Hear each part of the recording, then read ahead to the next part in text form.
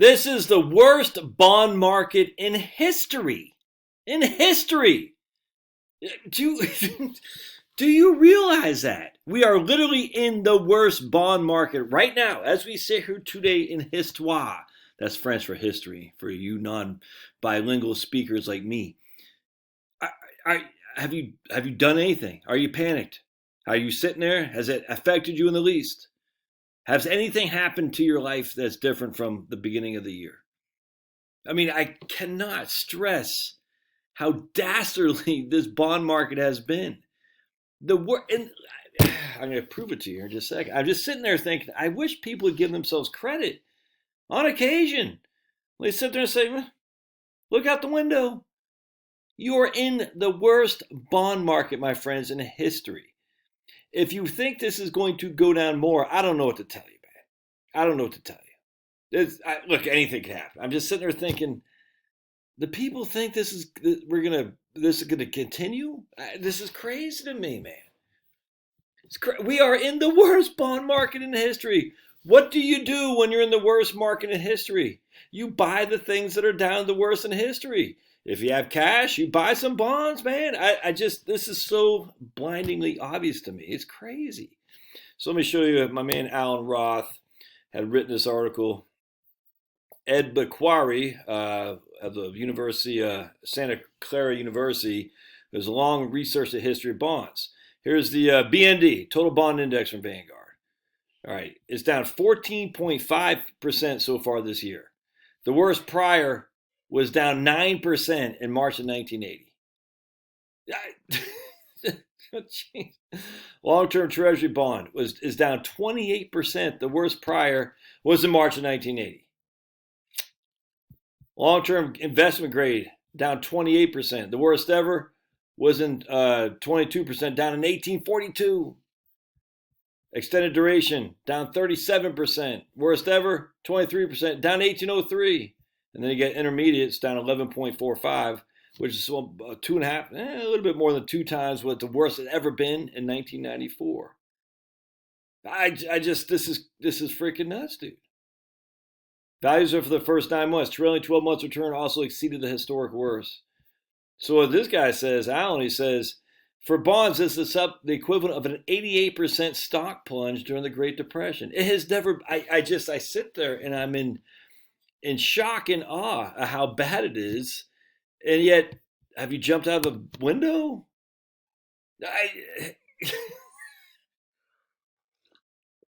Do you really think the bonds are going to go down another equivalent of 88%?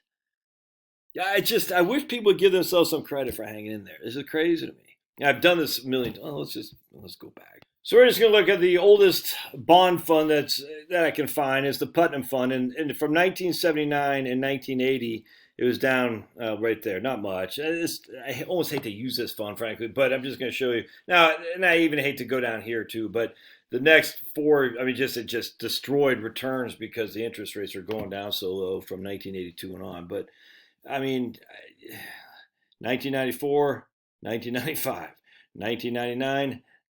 2000. Let's see, 2008, 2009. I don't know if I like to use this as a pure bond fund, but still. Let's see. There's another fund we could use that goes back. The Wellesley, not the Wellesley. You gotta think this through. Hold on a second. This may be a better one to look at. Here's Federated U.S. Government Securities Class A shares, 1979, 1980, and then, and of course, it's 75, 76, 77. I mean, look at that. Bonds got smoked during the inflation. Well, they didn't get smoked that much. I mean, net of inflation, sure, but it depends on how you measure inflation, which I'm working on the book. I promise I'll get it done. But anyway, they were still positive, 70, 75, 76, 77. Now, net of inflation, they weren't, but here's our inflation rate using CPIU. But then we go to 94 right here, down 1.9. The next year up 14. 99. This wasn't even down in 1999. 2008 wasn't down. 2015, 13, and then 2000. Look, okay. So this is done okay. And on top, let me show you something else here too. This was crazy, man.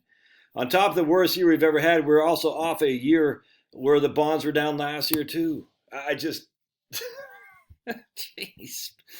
The opportunity bonds is immense. It's immense. Let's see if he's got anything else in here. This is my man Dan Coolbert, 55e.co. You buy it for, I don't know, $30, whatever he charges. You can have access to all this too. It's great. Franklin Income Fund. Let's look at the Income Fund. That goes back a while.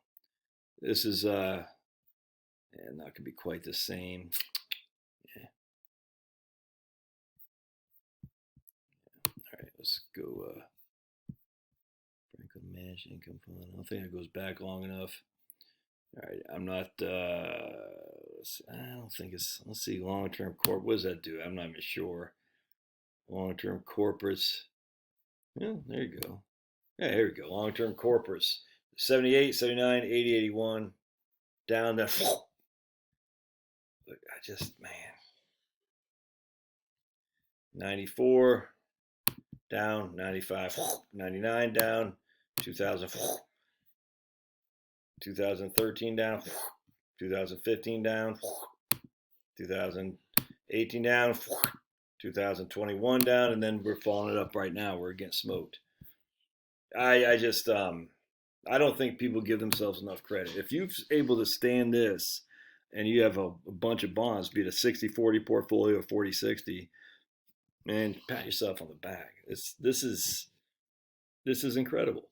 Now, when all these people say, I'm burping, sorry.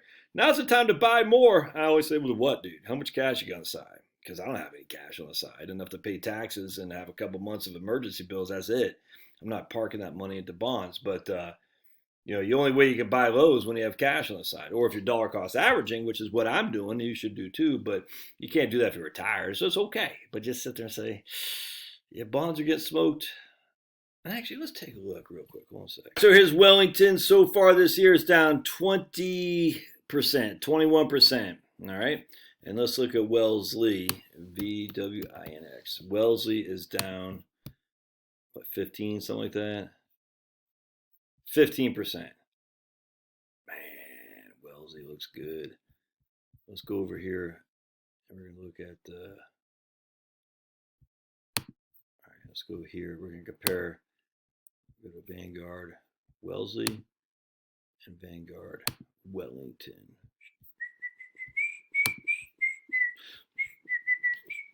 Hey. Hey, you. 73 and 74. Wellington down 12, 18. Wellesley 3.5, 6.4 during high inflation. High inflation in the 70s. Wellesley did fine. Wellington was down 4.4. Interesting. But inflation killed bonds, Josh. Now people can say, well, it's a different fund. Okay, you can argue that all day long. I mean, I'm just using the data we have at hand. In 87, Wellesley was down 1.9. Wellington was up 2.3. 1990, after the first fake Gulf War, Wellington was down. Wellesley was up. 1994, Wellesley was down. Wellington was down a tad. 1999, Wellington was up. Wellesley was down. So Wellesley has 40% stocks, 60% bonds, roughly. Wellington's about 65 stocks, 35 bonds. So it's kind of the mirror opposite of it. Here's 2002. Anyway, right there. It's the worst year we've ever had is in 2000. I'm sorry, right there. The worst year we ever had was in 2008 for Wellington. It was down 22%. What I say right now so far this year is down 21%. Worst year we ever had for Wellesley was down 9% or 10%. Right now it's down, what do we say, 15? Yeah, 15. So Wellington is down about where as most has ever been. It's down 22%, and so far this year it's down 21%. So it's not even a year. It's not even a record yet. I mean, we're not through the year yet, I grant you. But Wellesley, on the other hand, is down. I mean, that's 50% more than it's ever been down. We're not even through the year yet. Again, what's the worst Wellesley has ever done? It was down 22% from October 1st, 2007 to March 9th of 2009. Wellesley, right, that's the worst it ever did, and that was in 18 months' time, roughly. So Wellesley right now is only 9 months in, 10 months in, 9.5 months in, is down 22%. Or, I mean, what the hell did we say? 15%? 15%. Man, I just, man, for 9.5 months. Yeah, what does my man here say? I just had it. One sec, I gotta go here.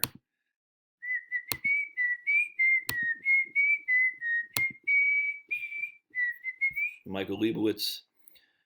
Sheep are timid, nervous, and easily. Okay, what happened? Let me pause. All right, here. Bonds are the better alternative. I'm not sure what he's talking about, so we'll read this real quick. With high stock valuations and bond yields respectable, it's time to discard Tina and listen to the bond sheet crying, bah! That's a pretty good one there, Michael. The popular Wall Street acronym in its last decade is there no alternative. It implied there's no alternative to holding stocks since bond yields were so low. The bond market, I think is more no alternative to the U.S. They're a big guy, but whatever. U.S. Treasury yields around 4 and corporate bond yields are even higher. We should reconsider bonds. To appreciate bonds, I share the expected returns of stocks and bonds. This help and analysis will help you decide. I need a chart, baby. Give me a chart because I like. Oh boy, that's not very chart easy. I like. Look, I'm just a caveman. I like simplicity. All right, so let's see what he's saying here. Computing the expected return for bonds is simple. Look at the yield. Exactly. If 10-year bonds yields 4%, that's what you're going to get. 10-year bonds, 100%. That's barring default. For stock, returns are unknown. However, we can use valuation ratios. Oh boy. And statistics. Valuations are excellent barometers of future returns. John Hussman highlights how well different valuation ratios predicted returns to subsequent 10 years. Again, stocks are always earnings growth plus dividend yield year over year. So I'm expecting bonds to give us pretty doggone close to stocks, actually, because I don't expect much of an earnings risk premium for stocks, and I don't expect huge earnings growth for the next couple of years. Anyway, so given they're all looking at valuations and the subsequent returns on valuations, that's fine. But I like earnings growth year over year. That's what Bogle says. Let's see. Show them below the 3 valuate. Okay, let's see here. I don't care about CAPE. Expected total return of stock. Yeah, all this stuff's going to make my head hurt. So, to gain further evidence for our theory, I share a graph from Teddy Valley. His chart below compares the return on the price ratio of the S&P 500 to 20-year bonds versus the average S&P dividend yield and earnings yield. There you go. All right. That's going to make my head hurt. All right. Anyway, I'm stunned. Give yourself a break. It's an 88% decline, similar to what stocks did in the Great Depression. All right, love your thoughts.